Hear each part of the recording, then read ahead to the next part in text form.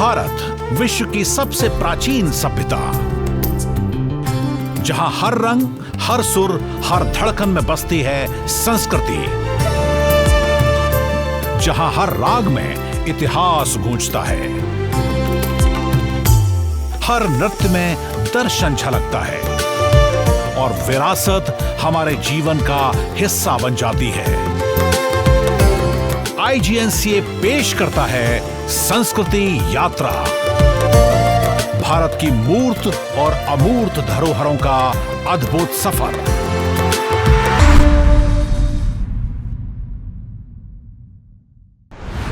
नमस्कार, स्वागत है आप सभी का। मैं हूं प्रीति सिंह। आप देख रहे हैं हमारा कल्चरल शो संस्कृति यात्रा। आज संस्कृति यात्रा के पहले सेगमेंट विशेष में हम आपको इंडियन क्लासिकल म्यूजिक की एक ऐसी वोकलिस्ट की जीवन यात्रा पर लेकर जा रहे हैं जो इंडियन म्यूजिक ट्रेडिशन की one of the oldest and toughest form Dhrupad की प्रैक्टिशनर रही हैं। इमेंस ब्रेथ कंट्रोल की वजह से ध्रुपद को एक समय में मेल डोमिनेंट सिंगिंग फॉर्म माना जाता था और इस मिथ को तोड़ने वाली पद्मश्री असगरी बेगम का जन्म मध्य प्रदेश में एक कोर्ट सिंगर्स की फैमिली में हुआ। कम उम्र से ही उस्ताद जहूर खान से लंबे समय तक ध्रुपद गायन सीखा और ओरछा स्टेट की मेन कोर्ट सिंगर बन गई। 60 वर्ष की उम्र के बाद पहली पब्लिक परफॉर्मेंस दी और धीरे धीरे इतनी प्रसिद्ध हो गई कि पद्मश्री समेत कई प्रेस्टिजियस रिकॉग्निशंस उन्हें मिले। और इतना कुछ होने के बाद भी उनकी लाइफ हमेशा स्ट्रगल्स के बीच ही गुजरी। आइए और ज्यादा जानते हैं और देखते हैं फिल्म नाद नगर ना उजारों के कुछ अंश।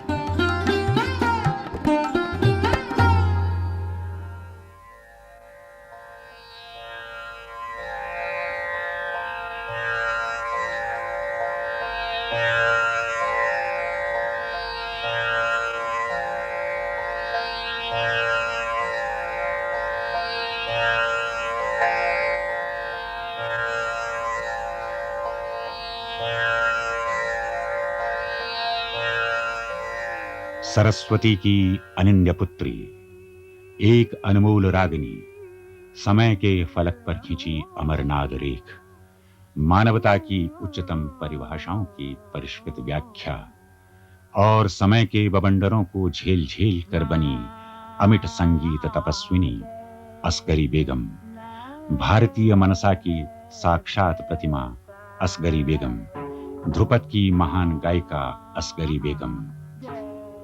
ऐसा व्यक्तित्व बार बार नहीं जन्मता। बुंदेलखंड का टीकमगढ़ शहर अब एक आम कस्बा एक जमाने में थी जिसकी निराली आन बान शान। वह जमाना महाराज वीर सिंह जूदेव का था, जो संगीत और कलाओं के मर्मज्ञ थे, जिनके दरबार में गाती थी असगरी बेगम, जो राजगायिका थी, जिन्हें तत्कालीन असंख्य संगीत पंडितों ने सुना। मैं खूब गा रही थी, अच्छी मस्ती में गा रही थी, बैठी हुई आंख बंद करे कि इतने में एक आता है और कहता है कि महाराज ने कह दिया गाना बंद करो। हाँ क्या? महाराज ने कह दिया गाना बंद करो। उनसे कह दो मेरे पास आएगा। गई पहुंची, तो आपने परमिशन ली? जो मैं तो वैसे ही पहुंच गई थी मंदिर में। आ गया ख्याल मुझे, मैंने तो कहने लगी परमिशन ली। मैंने किसकी परमिशन ली? ये नहीं मालूम। मुझसे तो लेना थी परमिशन। मैंने कहा ना, मंदिर और मस्जिद के लिए कोई परमिशन किसी की नहीं। मंदिर मस्जिद के लिए कोई परमिशन नहीं, किसी की भी नहीं।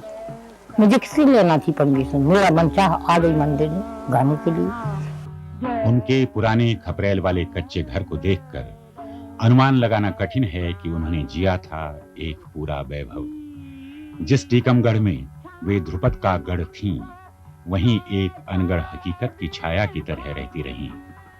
आज वे देश की सम्मानित कलाकार हैं।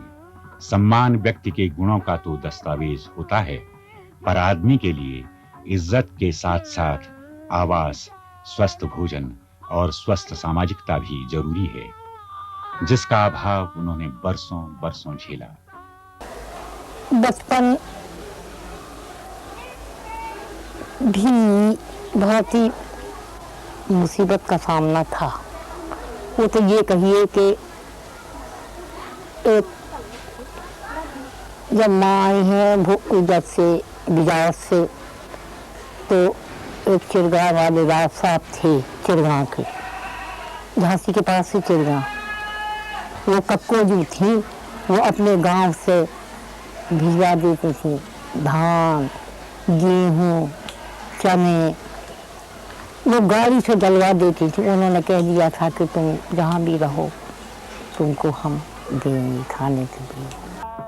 असगरी बाई ने वक्त की मार को पछाड़ दिया। वे बहादुर हैं, बहादुर माँ की पुत्री हैं, बहादुर गुरु की शिष्या हैं, बहादुर पुत्र पुत्रियों की माँ हैं, बहादुर पौत्र पौत्रियों, नाती और नातिनों की दादी नानी हैं, और पत्नी हैं एक नेक और बहादुर इंसान चमनलाल गुप्ता की। असगरी बेगम ने वक्त के हलाहल को पिया और पचाया, दुनिया, समाज और पीढ़ी को दी आस्था, संस्कार और उम्मीद। आखिर वे ध्रुपद गायिका हैं। टीकमगढ़ का यह किला आज मौसम की मार और समय की शैतानियों का शिकार है। जहां 40 वर्षों के बाद 1995 में गई थी असगरी बेगम इस वृत्त चित्र के छायांकन के दौरान, वहां जाकर वे खुश नहीं थी। किले में राग रंग का जो समा बनता था, किले के मंदिरों में जो भक्ति संगीत गूंजता था, शास्त्रीय गायन और लोक गायन की तानें जहां सजती थीं, हर समय जहां उत्सव का वातावरण रहता था, आज की खामोशी, टूटता डहता किला, उदास दीवारें, महल, बुर्जियां, रास्ते, यह सब साफ साफ देखा जा सकता था उनके चेहरे पर।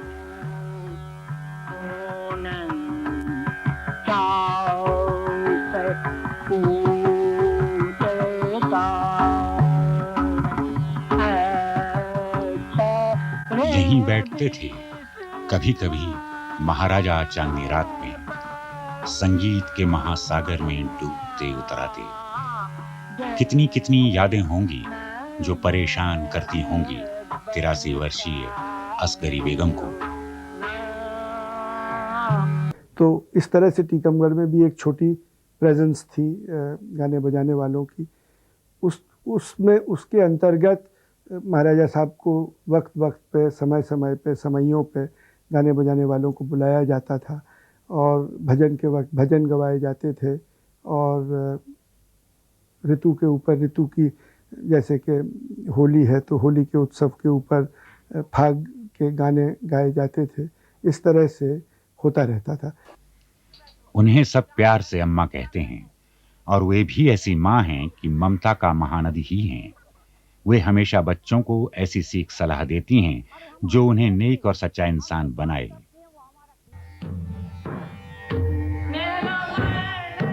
अब वे उपेक्षा के अंधेरों में नहीं हैं। राष्ट्र ने अपने कर्तव्य बोध को जाना। कई व्यक्तियों के श्रमसाध्य प्रयासों के कारण, जिनमें गुणसागर सत्यार्थी हैं, अशोक वाजपेयी हैं, वे आज अपना हक पा सकी हैं। राष्ट्रपति, संगीत नाटक अकादमी, मध्य प्रदेश शासन और अन्य संस्थाओं ने उन्हें समादृत किया। आज वे फिर शिखर पर हैं। गुमनामी के गर्त से सम्मान शिखर तक की यात्रा हृदय विदारक प्रसंगों से भरी पड़ी है।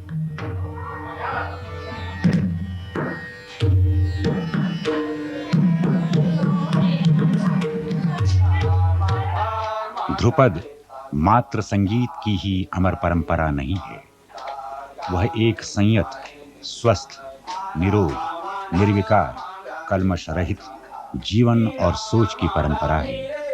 नाद और सौंदर्य के नगर को बार बार बसाने की परंपरा है। वह परंपराओं के प्रांजल वंश की आदि परंपरा है, इंसान के उत्स की आदि परंपरा।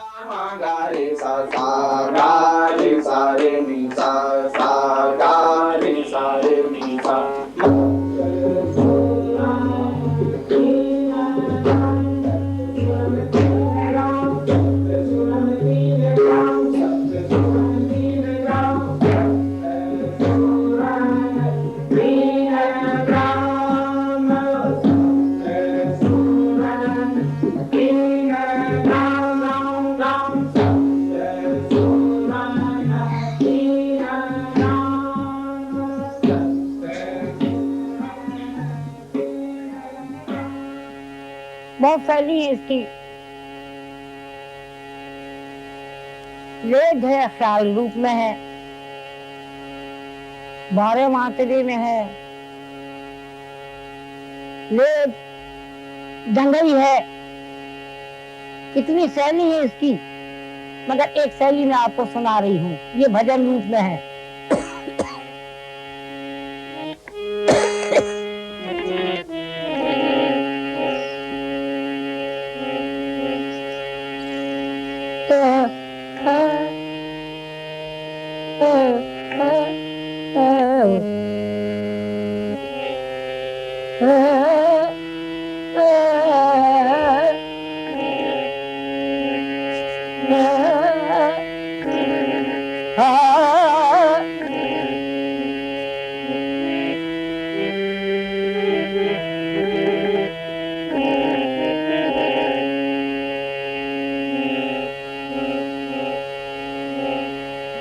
तो वो कहती है, तो नहीं, राधा जी कहती हैं, तुम आइयो खेल आगे समझिया जग चलत ना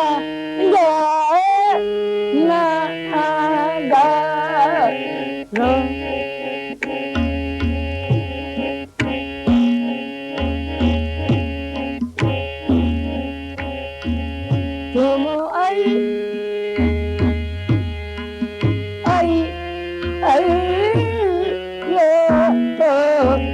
तुम आई यो खेला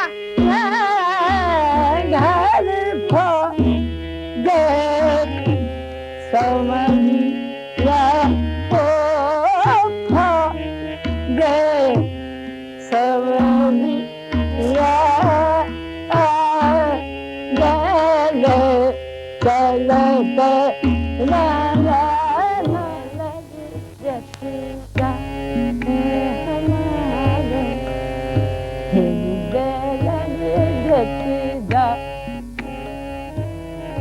अपना पराया आना जाना काल खड़ा मुस्काए हमारू हृदय लर्जत जाए।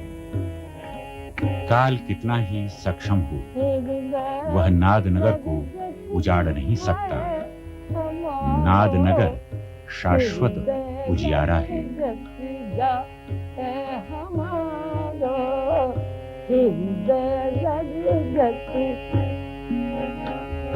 अपना पराया आना जाना, अपना पराया आना जाना, अपना पराया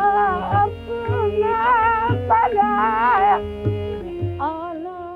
असगरी बाई से पहली मुलाकात हुई तो मैंने तो ऐसी औरत की कल्पना नहीं की थी, लहीम शहीम और बेहद आत्मविश्वस्त। तो हमने उनको भोपाल बुलाया। भोपाल जब वो आई, अब जो ध्रुपद का एक अपेक्षाकृत रूढ़ ढांचा है या बना हुआ है, उसके हिसाब से उनका गाना थोड़ा अलग था। उसमें ऐसे तत्व भी देखे जा सकते थे जो शायद ध्रुपद के नहीं रहे होंगे, लेकिन ठीक इसीलिए मुझे लगा कि उन्होंने जो कुछ किया है वो दिलचस्प है।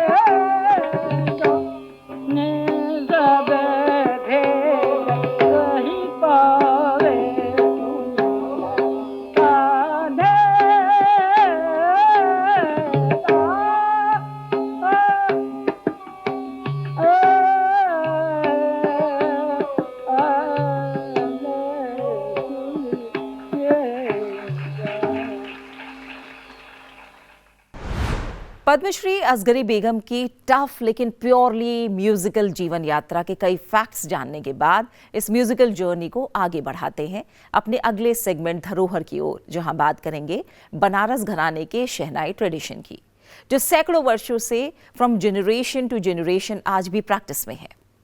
आज के समय में शहनाई घराने के one of the leading musicians हैं पंडित संजीव शंकर और पंडित अश्विनी शंकर। इन दोनों भाइयों ने अपने पिता पंडित दयाशंकर और दादा पंडित अनंत लाल से शहनाई की ट्रेनिंग ली और छोटी उम्र से ही स्टेज परफॉर्मेंस देना शुरू कर दिया। देश विदेश के रेप्यूटेड म्यूजिक फेस्टिवल्स में भी इन्होंने परफॉर्म किया। इन्होंने शहनाई को एक म्यूजिकल इंस्ट्रूमेंट के साथ ही मीडियम ऑफ डायलॉग भी बनाया, इसीलिए इनकी जुगलबंदी ऑडियंस में पॉपुलर है। आइए आप भी एंजॉय कीजिए पंडित संजीव शंकर और पंडित अश्विनी शंकर की मेलोडियस शहनाई परफॉर्मेंस को।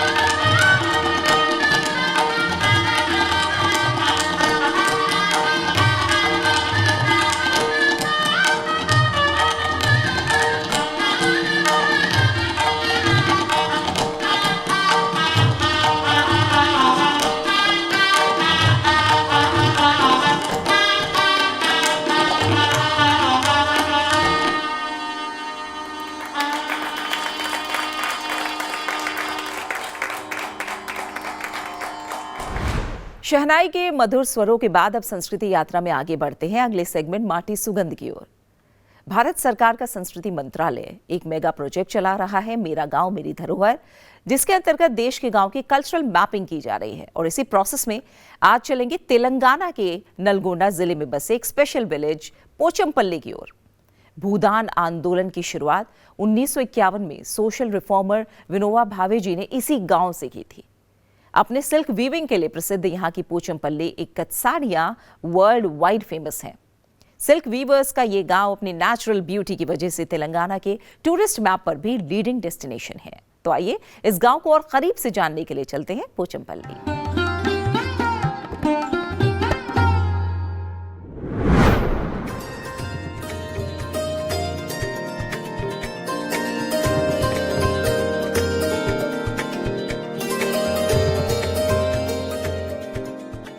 भूदान आंदोलन का जन्मस्थल रेशम के धागों को बुनता पोचमपल्ली आज विश्व के सबसे उम्दा पर्यटन स्थलों में से एक है। यह गांव तेलंगाना के यदादरी भुवनगरी के भूदान पोचमपल्ली का एक गांव है। गांव में हर प्रकार की सुख सुविधाएं उपलब्ध हैं। यहाँ की पक्की सड़कें इसे आसपास के सभी महानगरों से जोड़ती हैं। यहाँ की ऐतिहासिक विरासत के साथ साथ हर घर शौचालय, स्वच्छ परिवेश और इंटरनेट जैसी सुविधाएं इसे पर्यटन के लिए आदर्श बनाती हैं। यहाँ के प्रशासन ने भी पर्यटन बढ़ाने पर विशेष जोर दिया है, जिसका ही परिणाम है कि WTO ने इस गांव को पर्यटन के लिए सर्वश्रेष्ठ बताया है। पोचमपल्ली के लोग सरल स्वभाव के हैं। मुख्यतः यहाँ पर रेशम और रुई की बुनाई का काम होता है। इक्कत रेशम, जो यहाँ का भौगोलिक संकेतक है, विश्व प्रसिद्ध है। पोचमपल्ली के लगभग हर घर में बुनाई का काम किया जाता है।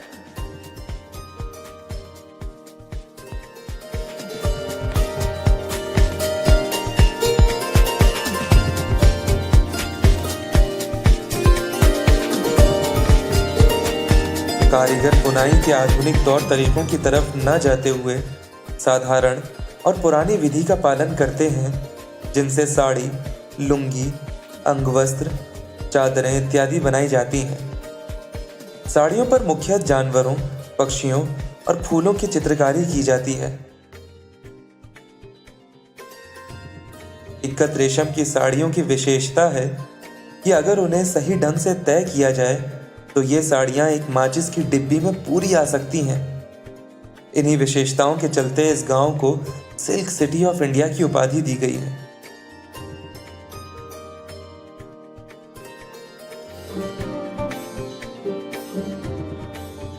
पोचमपल्ली के लोगों का जीवन सरल है। शहरी चकाचौंध से दूर यह गांव भारत और भारतीयता को संजोए है। रेशम के धागों को बुनता यह गांव देश को बुनकर साथ रखने का संदेश भी देता है।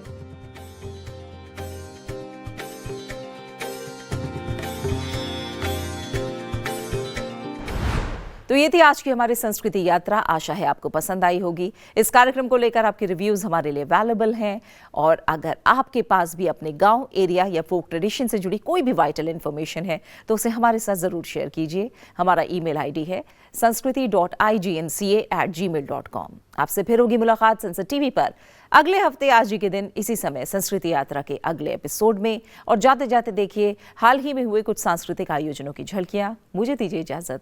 नमस्कार। नई दिल्ली में आयोजित विश्व पुस्तक मेला 2026 में भारतीय कला और संस्कृति का जीवंत उत्सव देखने को मिला। IGNCA ने अपने स्टॉल का भव्य उद्घाटन किया, जिसका शिलान्यास केंद्र के अध्यक्ष पद्म भूषण राम बहादुर राय ने किया। इस स्टॉल पर कला, संस्कृति और साहित्य की समृद्ध विरासत को प्रदर्शित करने वाली विभिन्न पुस्तकें, शोध सामग्री और सांस्कृतिक दस्तावेज प्रदर्शित किए गए। मेले के दौरान पाठकों और गणमान्य व्यक्तियों ने स्टॉल पर आए संग्रह की सराहना की और भारतीय साहित्य और संस्कृति की गहराई से परिचित हुए। मिले जुले कार्यक्रमों का सिलसिला अगले दिन भी जारी रहा। From manuscript to memory, India's contribution to UNESCO memory of the world programme, पुस्तक का विमोचन और परिचर्चा IGNCA द्वारा आयोजित की गई। डीन प्रशासन प्रोफेसर रमेश चंद्र गौड़ ने यूनेस्को की मेमोरी ऑफ द वर्ल्ड पहल और इसके संरक्षण की आवश्यकता पर जोर दिया। वहीं डॉक्टर मयंक शेखर, निदेशक NMCM ने बताया कि भारत में लगभग 30 लाख पांडुलिपियां मौजूद हैं, जो देश को ज्ञान और जीवंत परंपरा का केंद्र बनाती है। कार्यक्रम की श्रृंखला में 14 जनवरी को IGNCA द्वारा 10 दल पुस्तक का लोकार्पण और परिचर्चा का आयोजन हुआ। यह पुस्तक आचार्य बद्रीनाथ कल्ला के लेखों का संग्रह है, जिसे सरला कल्ला हंडू और डॉक्टर अरविंद शर्मा ने संकलित और संपादित किया। कार्यक्रम में विशेषज्ञों ने कश्मीर की सांस्कृतिक और बौद्धिक विरासत, वैदिक काल से जुड़ी परंपराओं और ज्ञान परंपरा पर अपने विचार साझा किए। प्रोफेसर सुधीर लाल, अरविंद शाह और डॉक्टर आशीष कौल ने पुस्तक के शोधात्मक और सांस्कृतिक महत्व को रेखांकित करते हुए इसे बौद्धिक संवाद का एक यादगार आयोजन बताया। IGNCA का यह स्टॉल और पुस्तक कार्यक्रम सभी साहित्य और संस्कृति प्रेमियों के लिए एक संपूर्ण अनुभव रहा, जिसने भारतीय कला, साहित्य और ज्ञान परंपरा की गहराई को नई पीढ़ी के सामने जीवंत किया।